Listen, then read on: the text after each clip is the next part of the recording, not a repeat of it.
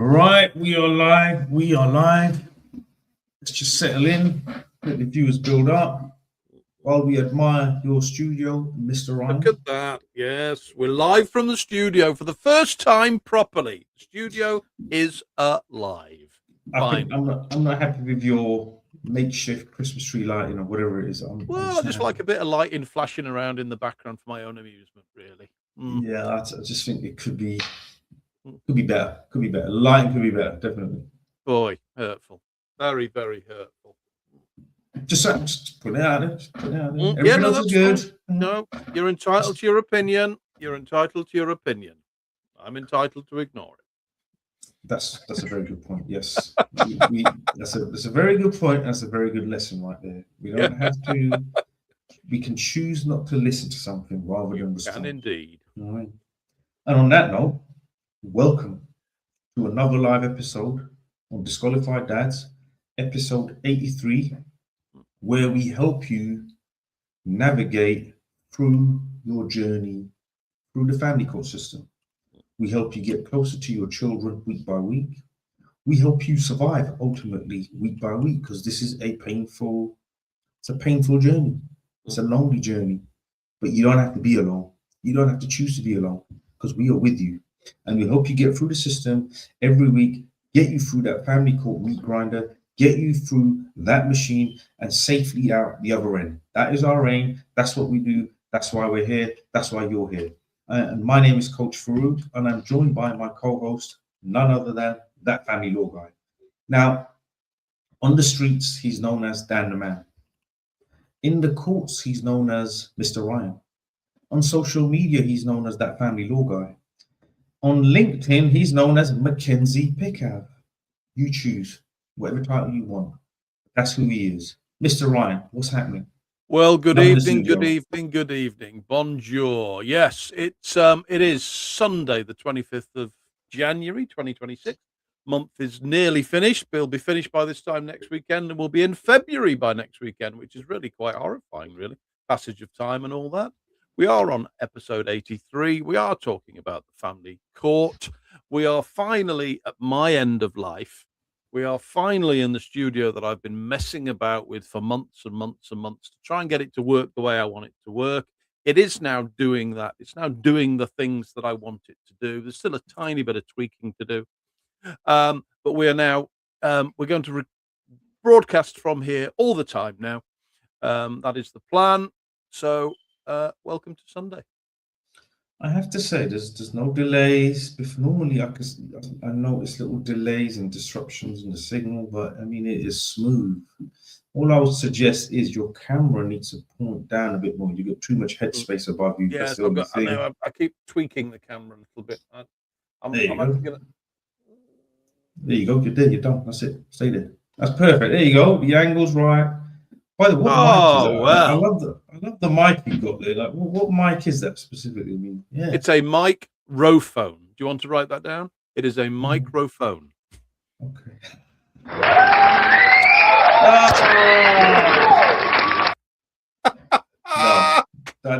that didn't just happen. Please. That did just happen. That didn't just happen. Oh, what we've done is for the viewers and for the listeners, we're bringing entertainment. Aside from this is infotainment. So we're providing information and entertainment. And look out, the party does not end there. Here comes another one. Oh my days. You can wear a silly hat. I will wear a silly hat. This is not a silly hat. This is not a silly hat. It's an arguable point. This is definitely not a silly hat. Yeah. It's an arguable point. Look at that. That is a beautiful thing. That is a beautiful thing there. Look at that. All right. Beautiful. Have you been drinking? Beautiful thing. Have you been drinking today? Oh no. Have you been consuming alcohol or substance, or have you smoked something before the stream? That's one of them. I never consume alcohol, as you know. Nor do I ever smoke. Well, no, not. Do you smoke? Cigars? No, I don't smoke. No, don't smoke. No. All right, well, there's no excuse for this. See, you could have almost justified some of this behavior by telling me you were intoxicated or high on substance of some sort or other. we could have sort of let it go. There's no justification. There's no excuse. There is no excuse. I have absolutely no excuse. Okay, in that case, guys, I just want to apologize in advance for my co-host's behavior already. I just want to apologize in advance. Very, very hurtful. But yeah, okay. Yeehaw.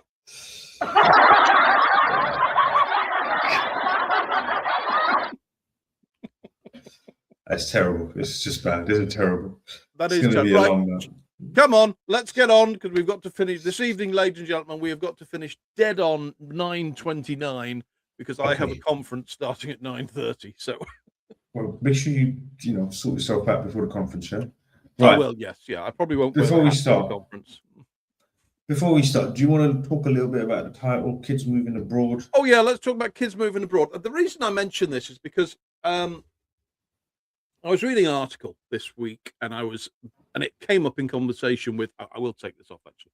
It came up in conversation with one of my barristers. We were talking about parents who make applications to relocate their children abroad, and that might be to Europe, or that might be further afield. It might be back into the Middle East, into Pakistan, or Dubai, or whatever, or further than that. And we were the article was saying, which is what prompted the conversation.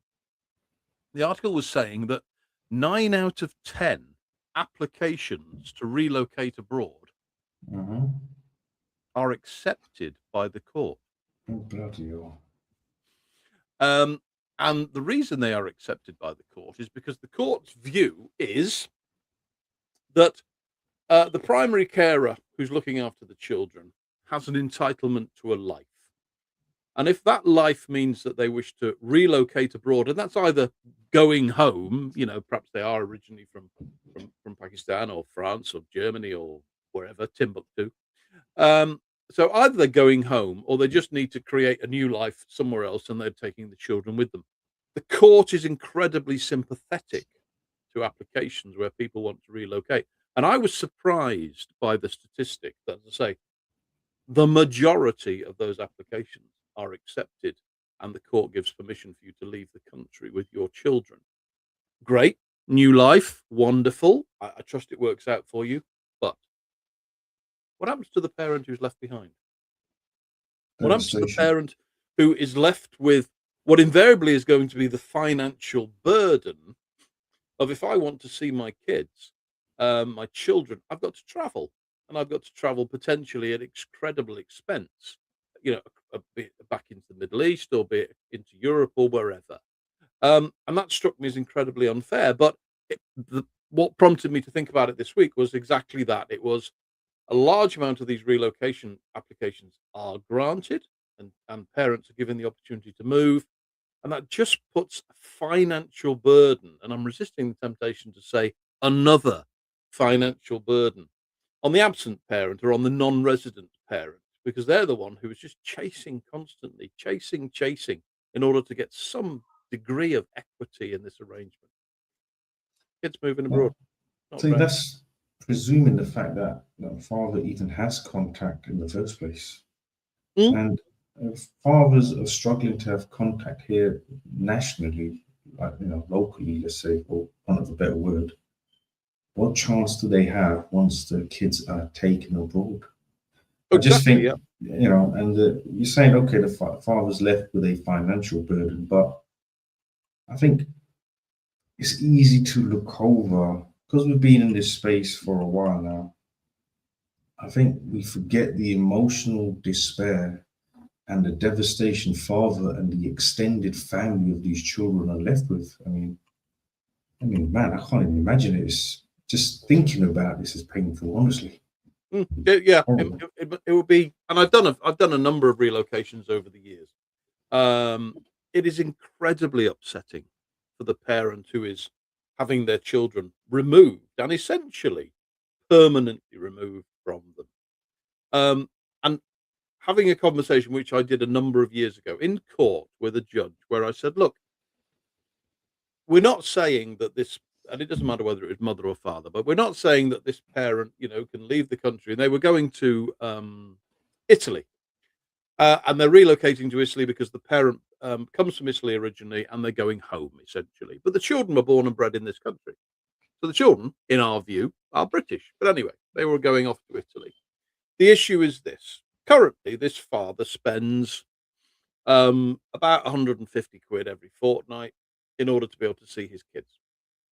Because he's got to travel from where he lives because he was in up north country, she was in London. So he's got to travel down to see the kids, and then he's got to book himself into accommodation overnight because he has to, in order to spend some time with the kids, blah, blah, blah. 150 quid every fortnight.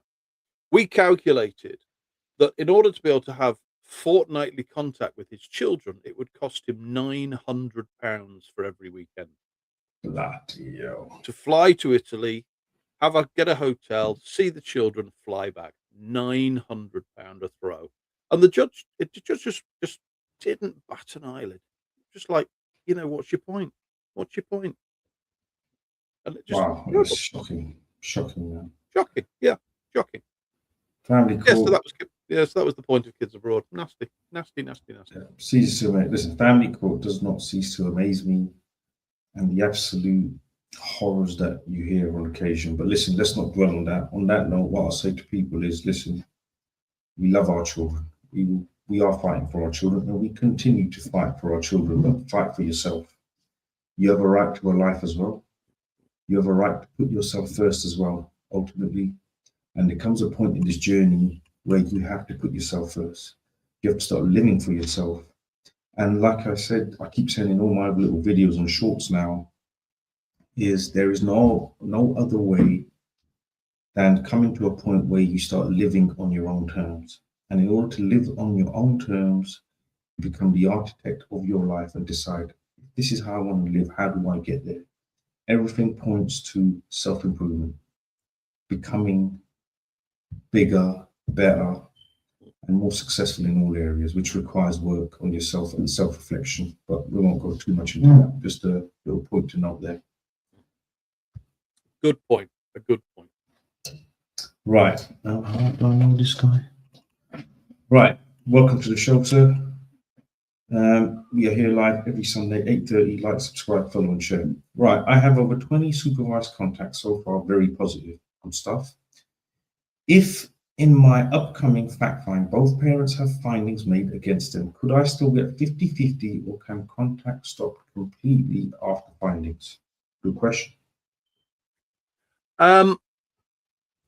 If you get findings against you in a fact find, regardless of whether you've had contact before that fact find hearing started and ultimately finished, you do run the risk of losing your contact, and I will tell you why. If findings are made against you, or if findings are made against both of you, it's irrelevant because we're talking about you and your contact. If findings are made against you, the judge has to make a decision as to, now he has those findings in his possession, how much risk does he believe you are? If he's a sensible judge, and thankfully the family court does have them, if he's a sensible judge, he will say, well, look, contact was going on before this fact find. The only thing that has changed is we now have some findings against this parent. But the individual that he was last week when he had contact with his kids is the same as the individual that he is today. We just know a little bit more information about history. So I, as a judge, I'm not going to make any changes to contact. I'm just going to allow contact to carry on as it is whilst we work out what the next stage is. That's the sensible judge. There's another judge that says, I need to understand the risk, and I need some professional input to understand the risk, and that means I need to get CAFCAS involved, or I need to get the local authority involved. And until I know that, I cannot exercise any risk whatsoever, so I'm going to cease contact. Unfortunately, there's no golden rule as to which way yours is going to run. It boils down to the judge and his or her view of your case. Yeah, I think the best thing is, look, try and obviously counter all the allegations. Ideally, you don't want findings against you. That's the best case scenario, ultimately. So yeah, do your best. Remember, one of the 10 commandments of family court, know your case, especially before a fact find. Do not take it lightly. Do not take it for granted. Do the rehearsals. do the practice, get your bullet points in your head so you can just, like I said, middle of the night, someone wakes you up, asks you a question, you should be able to just spit it out, blur it out in half a sleep. That's how well versed you need to be. The bullet points, get them out there. So you need to do the work, spend time. Also spend time meditating, control your breathing, because you need to stay relaxed and calm. You want to respond, not react during the fact find. And yeah, if you can afford some support, if you can get some help, this is the stage. Look, I think this is the stage of the fact finder. But if you are financially able to potentially get some firepower in with you, a Mackenzie, and maybe a barrister, yeah, especially if you're cross-examining, this might be the time to use that money where you need the result, yeah, where you need to make the opposition look so bad that it doesn't affect your contact. So this is where, if you can afford it, bring in some firepower, we'll get some professional help here. This is the moment where you spend your money. This is, yeah, you're absolutely right. It's a very good point, that Brooke. This is the pivotal point. Fact find is the pivotal point in your proceedings. You know, this is what will tip it in your favor or against you. It is as simple as that. And so you need the best team that you can have around you. Time and place, boys. There's a time and place for everything. Right, Mr. Sandy Beach. Evening, guys. It was great to meet you in the CAF last Tuesday. Oh yeah, you never spoke about that. So guys, there we are last week. No. You're underselling this story. You're underselling this story. And look, let's look at the odds. The odds are this. Myself and Farouk get together, as in physically in the same space, probably 4 times a year. It's not much more than that, because I'm in the north, he's in the south. We're both busy, so we don't get a great deal of time apart from doing this and on the phone. So Tuesday, I'm in court in North London, and I said to Farouk, I'm in court, North London. Why don't you pop over if you make yourself available? Pop over. We'll have a coffee after court and just catch up, because we've got some stuff going on which we'll talk about another day.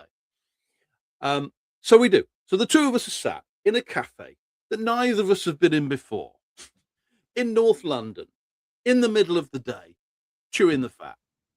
And a guy walks in, and he walks past us, and he stops, and he turns around, and he comes back, and it's this gentleman here, Mr. Sandy Beach, and he says, "Great to see you. But the odds, it's about the odds of you and I being in the same place at the same time, and somebody coming in who recognizes us, those odds must be huge. Huge." Go back to the story. It's your chance to tell the story now. Absolutely. He says, guys, I can't believe. Says, guys, I can't believe it's you two. You two are here. We sat him down. We gave him a pep talk. We had a chit chat, and off he went on his way to battle on in court. But listen, it just highlights, just a good reminder for us to know that we're helping people. And he said he's been watching the streams for the last 3 months, and it's really helped him. Otherwise, poor guy was on his own, struggling and battling through.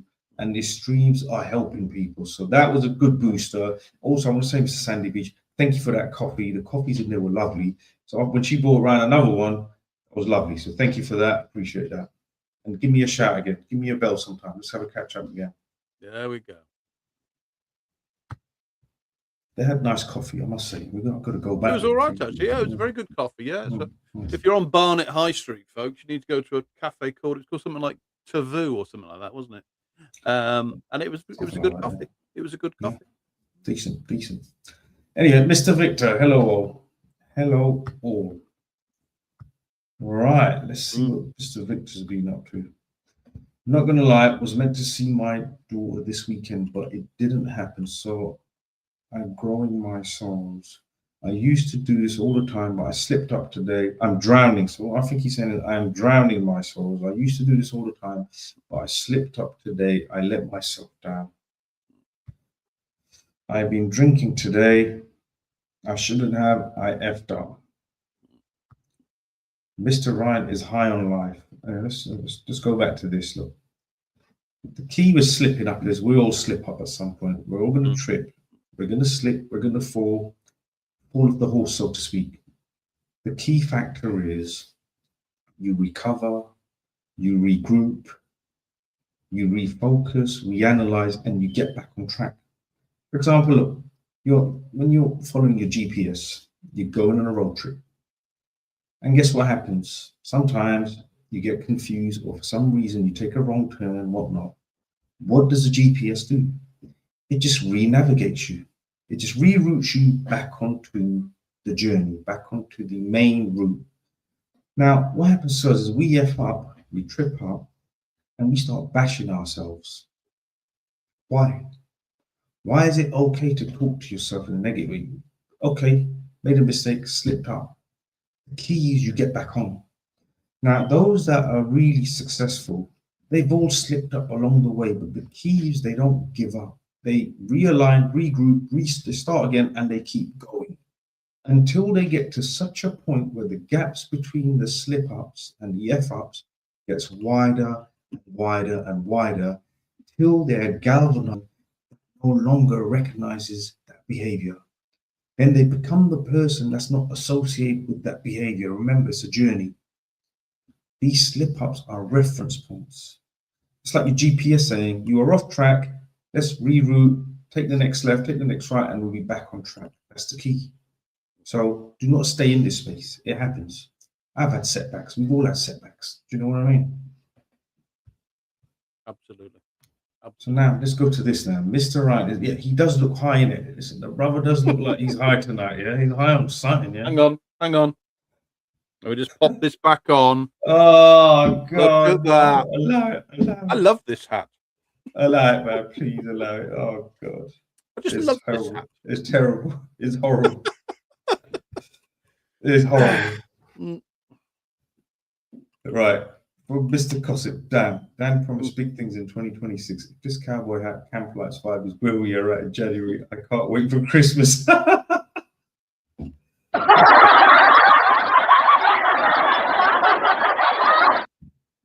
You are absolutely right. We did promise big things in 2026. The point of me being, I'll take this off again. The point of me being in London earlier on in the week with Brooke was talking about some of the elements of what we have planned in 2026, which is all coming together at the moment. It's because we decided to do so much. Let me tell you the story.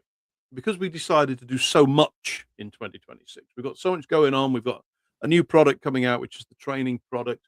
And we've got there's a couple of books coming out, and we're opening a couple of new offices, etc. So we've got so much going on in 2026 that the front end, which is the planning bit, which is trying to work out how everything's going to fit and who we need on the team to do that, is taking a little bit longer than I had planned. But such is life. I'm not concerned about it. But yeah, we have huge plans in 2026. And you're right. By the time we get to Christmas, we'll be in a totally different space. We'll be doing things that people can't begin to imagine.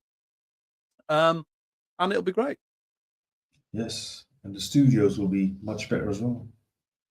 Well, I'll be by then. The BBC will have gone bust, and I'll be renting out Broadcasting House. Absolutely, can't wait. Just leave the hat at home, yeah. Oh, that's a shame. I was going to get another one. See, do you know? You look that hat. You look like someone from the Village People. What's that song? In the Navy. Hang on. See, I've got a hard hat here somewhere, so I could do that. I could do the whole Village People thing. Yeah, listen, it's just I don't know where we're going with this. I don't know where we're going with this. Honestly, it's getting worrying. Oh dear. Could you tell us, right, Mr. S? Can you tell us some good lines to use in the fact find? So, for example, should we say I didn't do it many times during the cross-examination? You are. I mean, at the end of the day, can I tell you some good lines to use during a fact find? No, not really. I could give you some advice about fact finds, and as I say, and that is about buying yourself time to think of your answer, and you do that by taking a breath, because that relaxes you a little bit. That takes some tension away from you before you then deliver an answer, and also it buys you some thinking time, some breathing time, because otherwise what happens is the question comes at you at 100 miles an hour, and you give back the first thing you think of at 100 miles an hour, and that isn't necessarily what you meant to say. So buy yourself some thinking time and then deliver a calm, responsive answer. That's probably one of my biggest tip in the world of fact finding. But in terms of you saying I didn't do it, you are entitled to deny things that you are accused of in a fact find. You are perfectly entitled to deny them. providing that you're not just, I didn't do that, I didn't do that, I didn't do that, I didn't do that, because frankly, that's going to get pretty tedious. As long as you justify, I didn't do that, that never happened, because what the mother is actually referring to, or the father is actually referring to, is this. And they have twisted the truth. They have manipulated the truth. They've taken a story, which is a tiny little fact, and then they've blown it and made it look ridiculous in order for the purposes of today. And that's what happens when people build schedules of allegations ready for a fact find, is they take a modicum of truth. We were in the supermarket, and he wanted apples, but I wanted oranges. So we had a little tiff about it, because he said, "Oh, good Lord, you always get your bloody way." That was it. That's what happened. That was the reality. By the time it gets to the fact find and the allegations, what happened was we were in the supermarket. He wanted oranges. I wanted apples. He took a net full of oranges and smashed me around the back of the head with it. And then he took a pineapple and beat me with it. You see how we've taken reality? Because there is a little bit of reality in there, and then we've just made it ginormous. So you're welcome to say, "I didn't do it. That's rubbish. That didn't happen." But offer up some rationale. Offer up some reasoning. See, I know a case, right? There one guy where they said, "Did you do this, and this on this day?" He was like, "No, sir, I didn't. This never happened." Well, your ex is saying that, this happened and you did this, and this. He went, "I can prove this never happened." He went, "Go on then, how?" He pulled out his passport and said, "I was actually out of the country when she claims this happened. Hence, that's how I know this happened." There you go. I mean, I've got cases like that. And he still got found guilty in the end for something tedious. Yeah. Some of these allegations he wasn't even in the country for, unfortunately. But there you go. That's pretty cool. It's fact find, see? Family court, circus, remember. Unpredictable, dangerous. Yep. Can your barrister interrupt the other side during the cross-examination? When can they come in and re-examine? Shouldn't you need to tell them, or would they know what to do? Is this something you need to tell them, or would they know what to do? Okay, let's deal with these issues. Can your barrister interrupt? So the other side are delivering a cross-examination. So one barrister is just asking questions of whoever. Can your barrister interrupt? They can, if they have grounds. And the only grounds they can have is, "Judge, I don't think that question is relevant. Judge, we have already answered that question. We've already explored those grounds. Why are we going over it again?" So yes, they can. That's what they can do. Next part of that question is, can they come in and re-examine? Yes, and it's called re-examination. They can't do it halfway through the cross-examination. They have to wait till the end, till one side has finished asking all their questions, and then the judge will invite re-examination. And the point of re-examination is because invariably it's, you're on the stand, you've answered all the questions that have been leveled at you by the other side.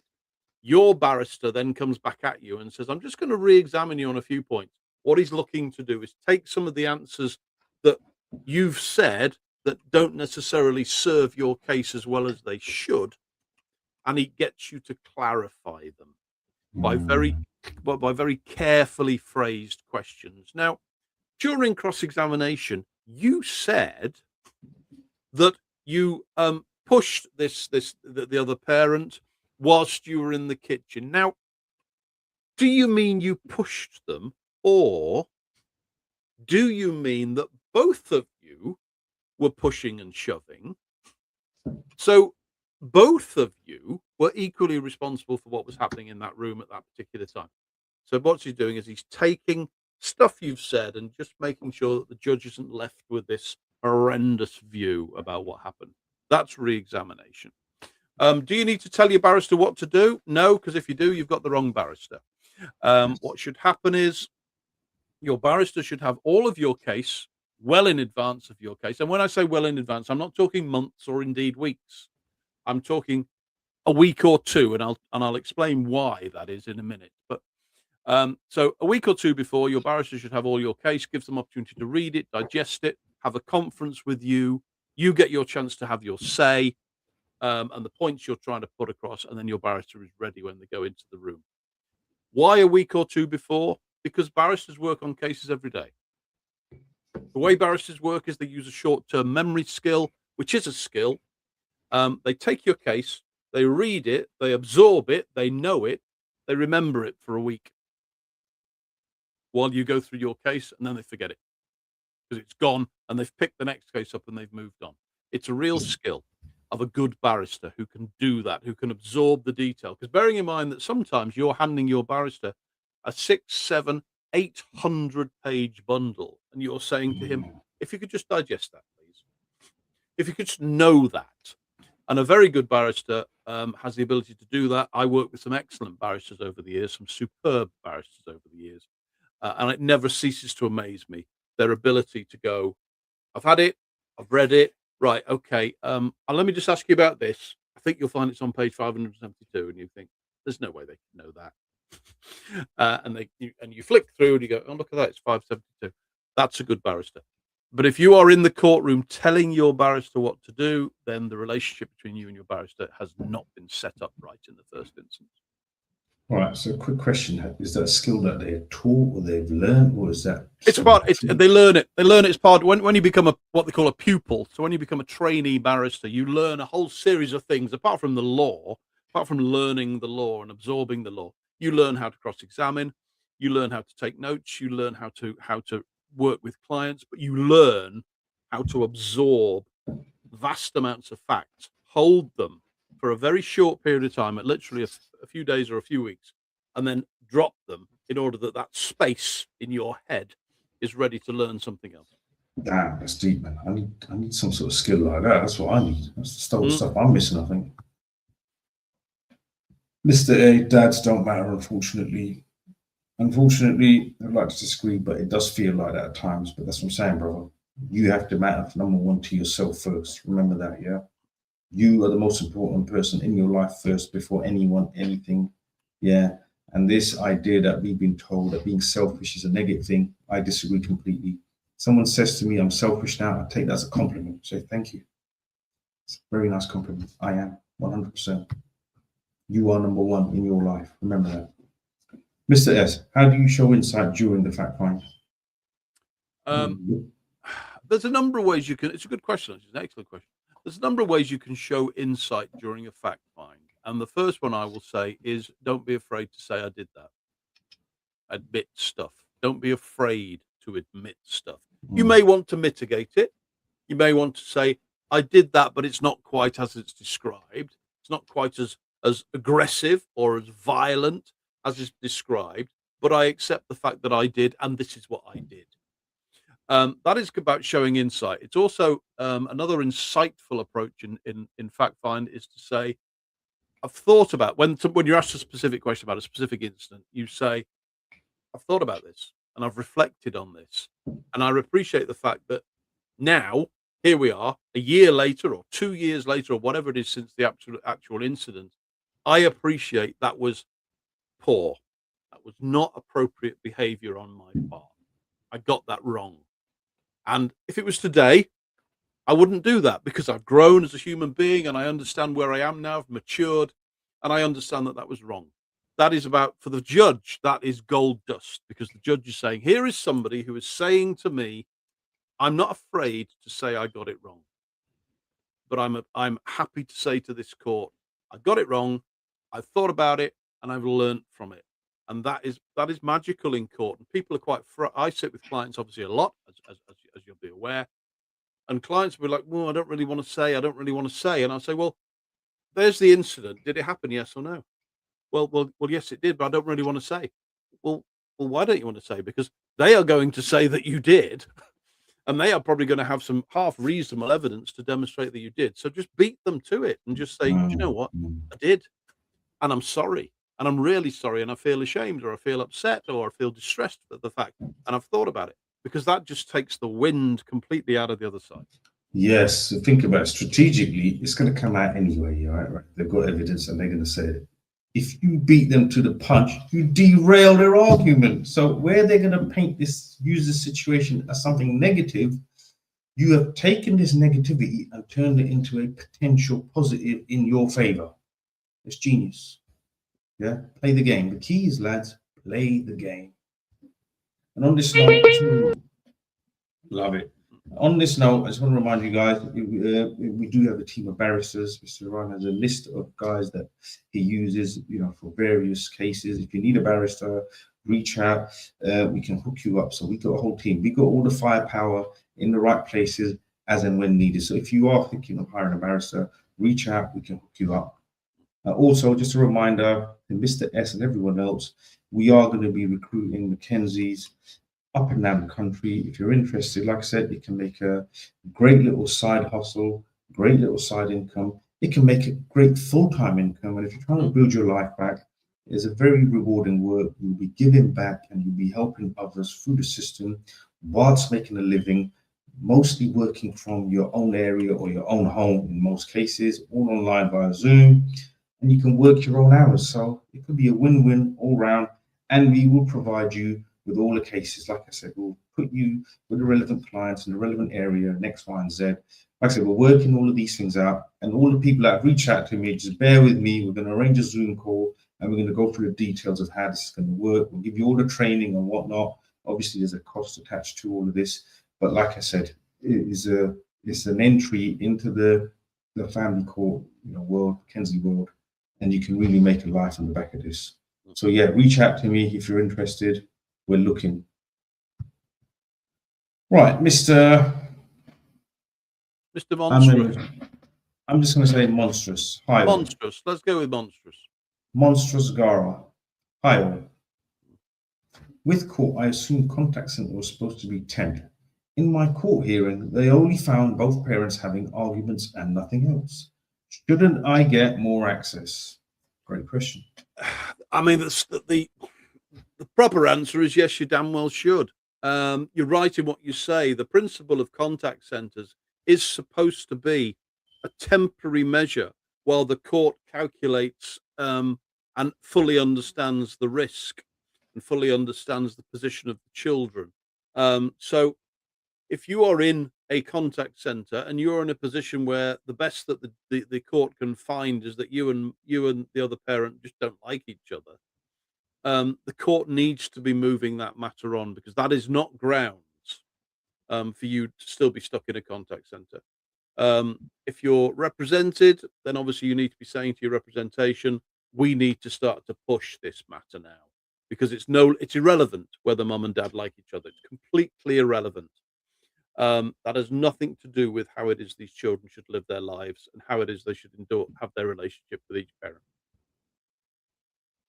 So could you not apply for I suppose a C2 at this stage? It depends where you are in your process. It depends where Monstrous is in his court proceedings as to whether if he's got a court hearing coming up, then obviously that's his opportunity to say to the court, look, we need to move this matter on.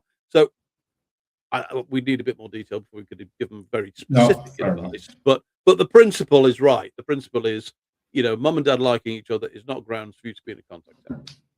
No, fair enough. Right, Mr. Vic, I'm never going to give up. I want to see my daughter so badly. She's the only reason why I'm fighting. Thanks, coach. GPS locked on and rebooting. Glad to hear, and remember, for now, she's the only reason. As time progresses, as you go stronger, as you grow, as your internal fortitude and your mental aptitude all grows, and as you grow emotionally through this journey, remember this. You are also a good reason to keep going. You yourself, Victor, as a person, as a spirit, as a soul, you are also a great reason that you keep going and keep fighting and keep unlocking your potential. Remember that. You're no less. I love you too.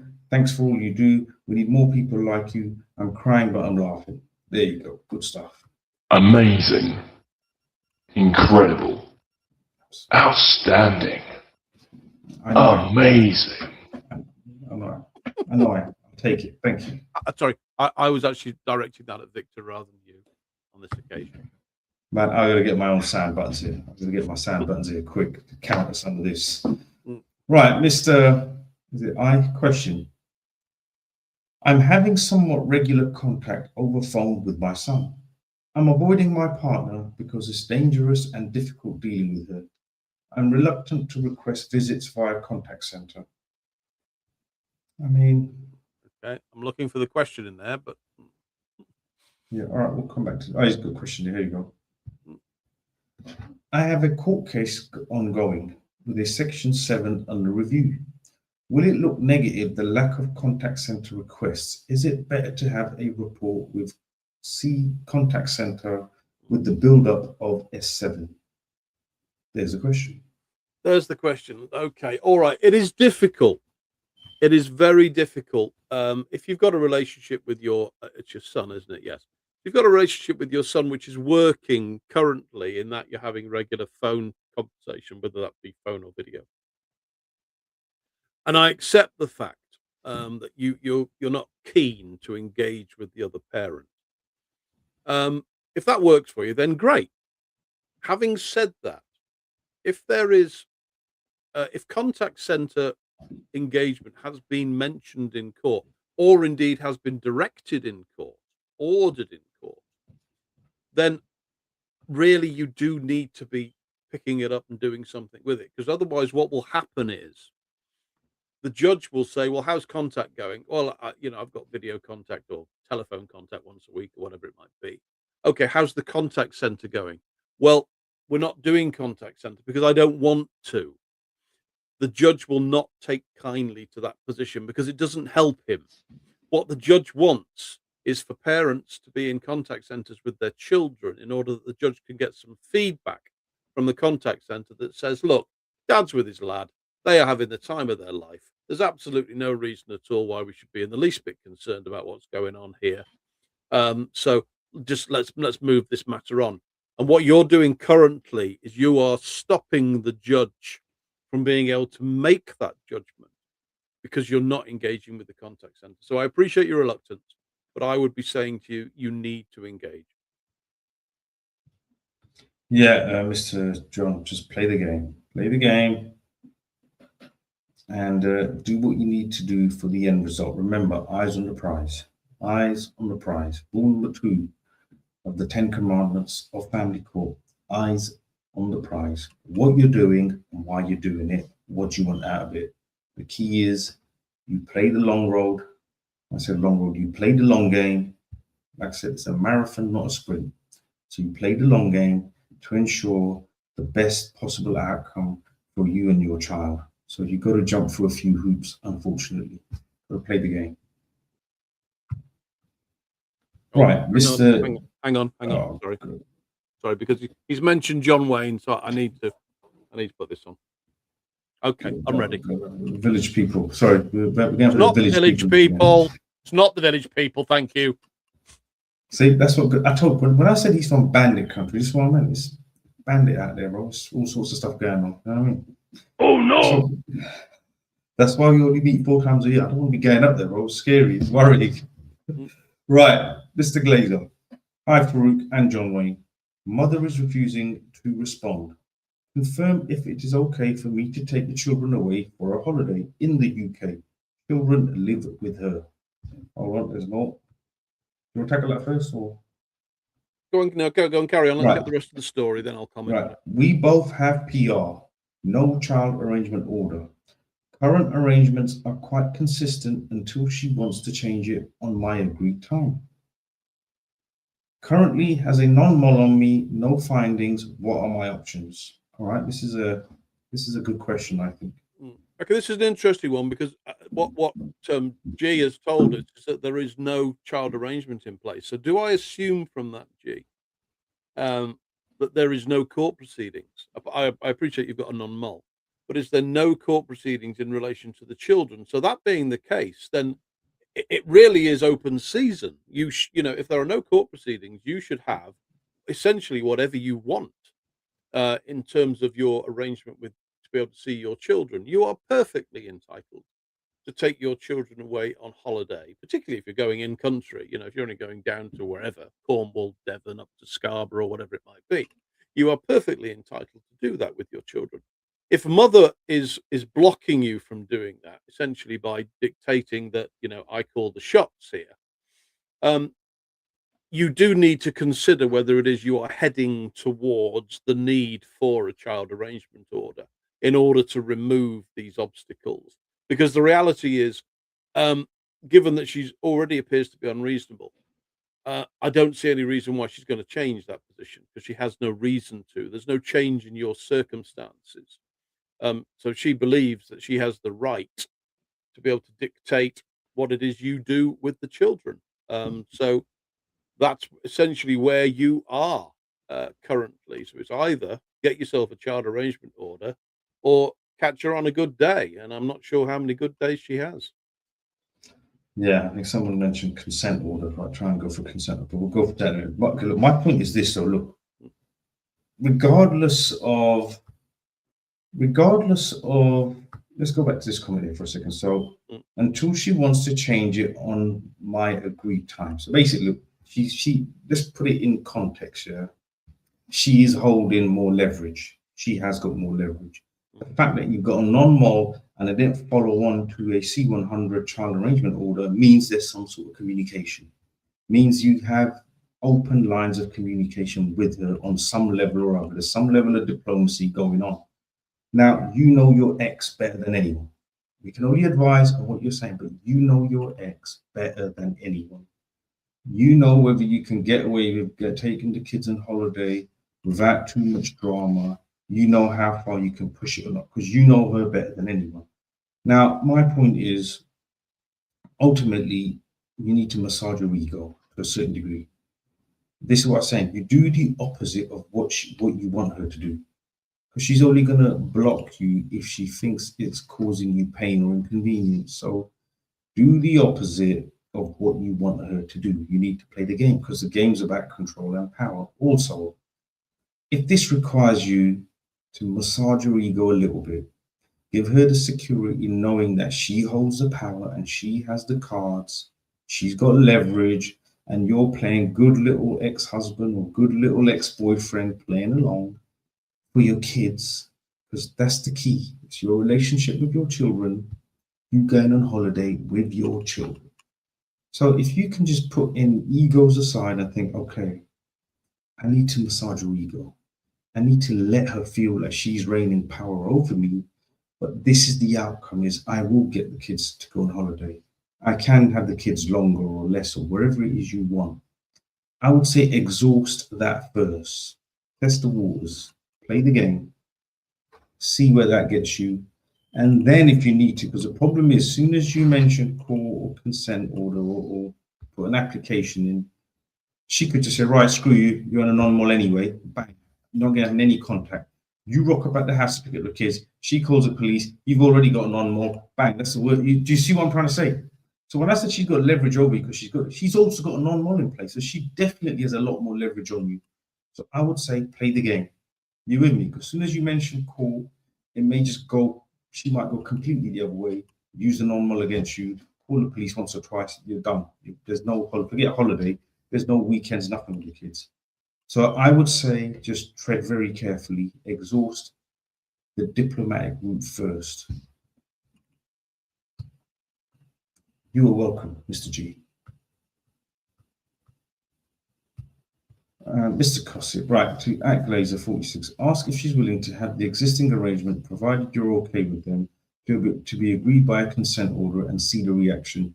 You will learn a lot from her reaction. That's what I'm saying. You need to test the waters. You need to check it out.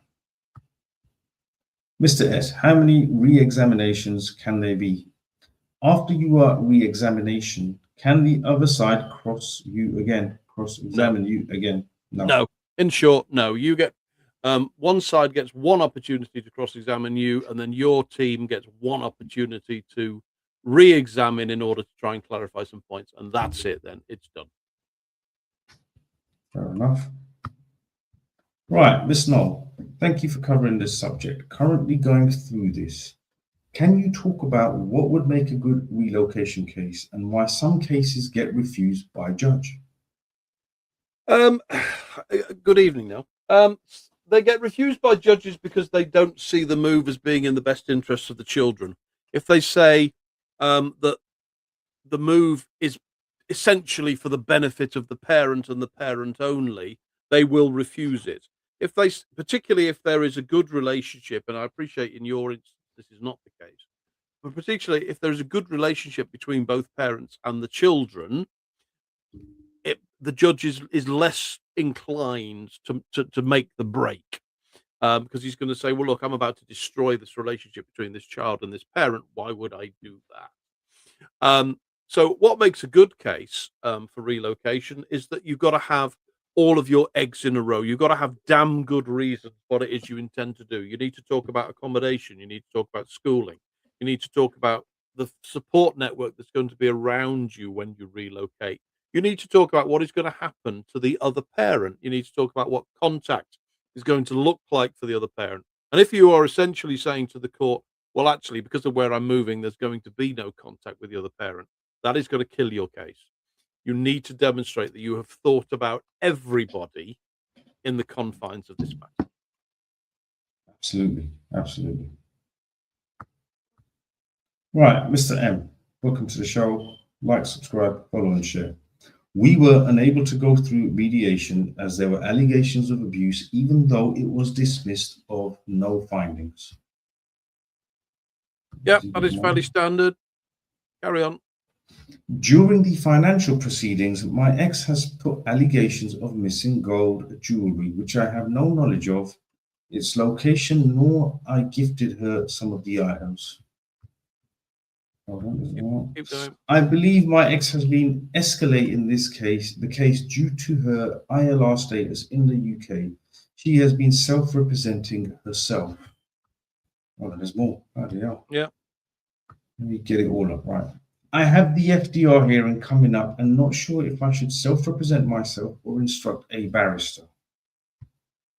My ex wants a higher equity of the property, even though I'm encountering financial rental costs elsewhere. I married a woman from abroad and the marriage only lasted 2 years with no children. Okay, this is a good question, I think. Interesting scenario. It is, yeah.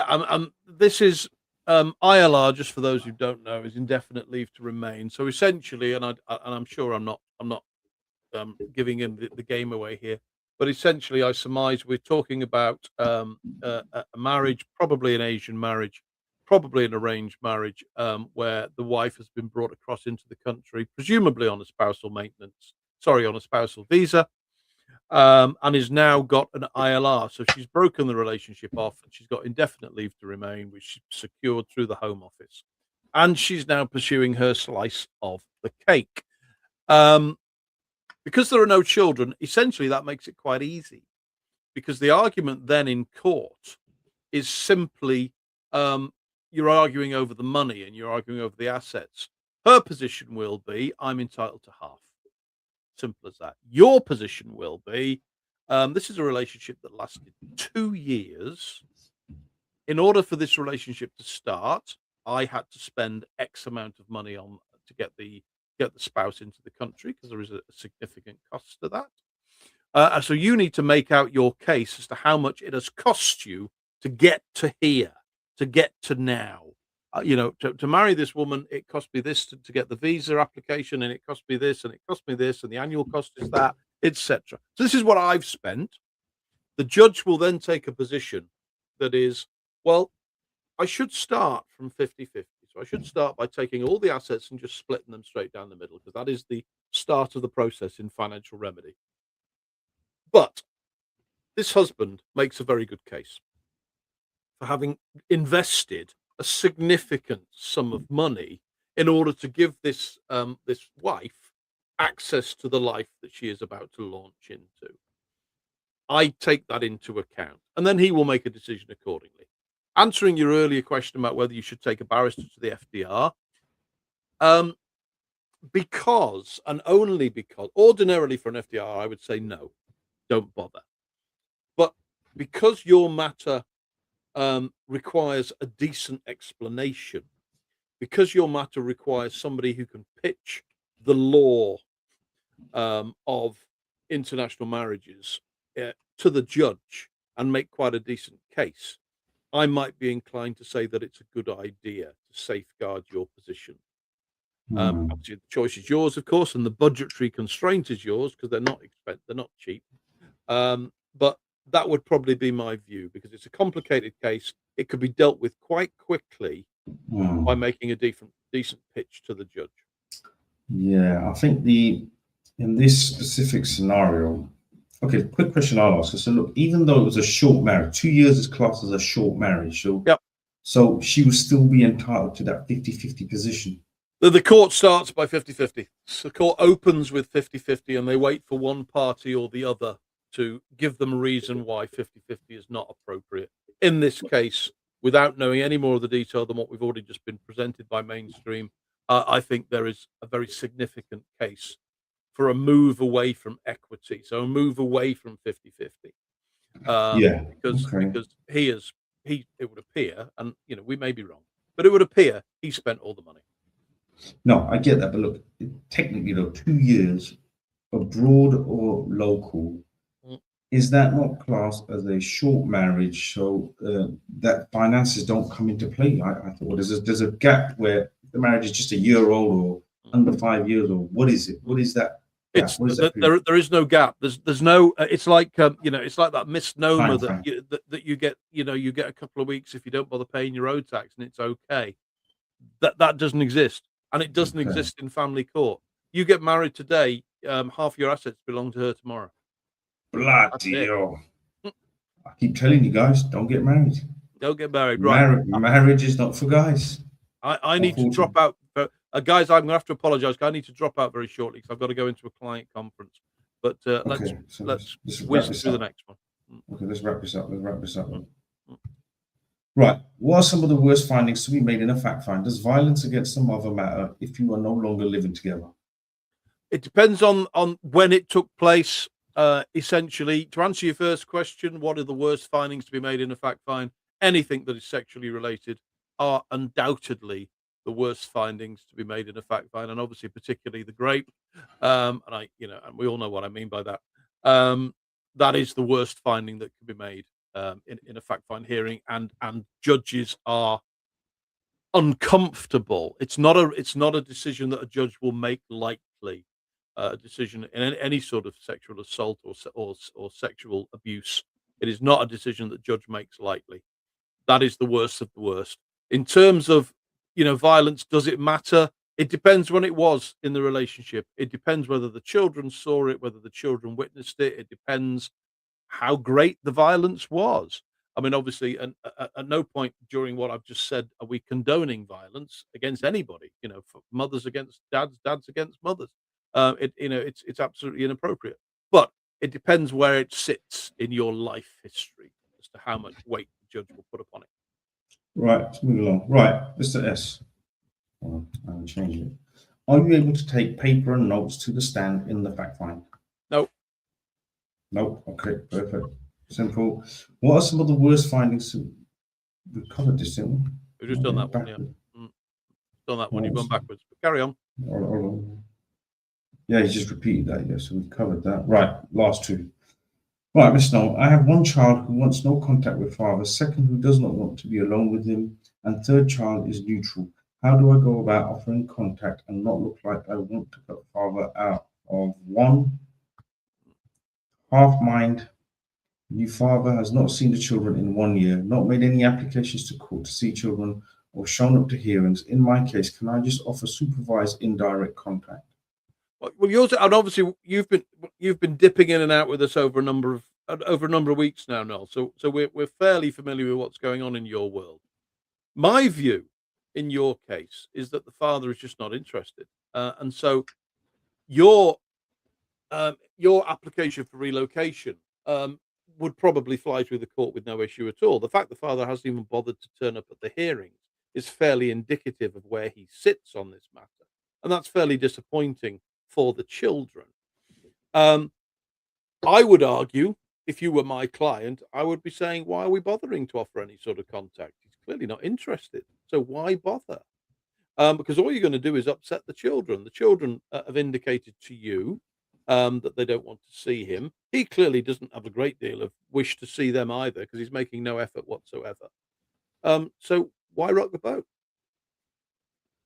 I agree. And also, it's very noble of you to think of the children, think of that contact, and take the initiative. So, look, I commend you for that. It's actually a very thoughtful thing to do, and even offering supervised and indirect contact.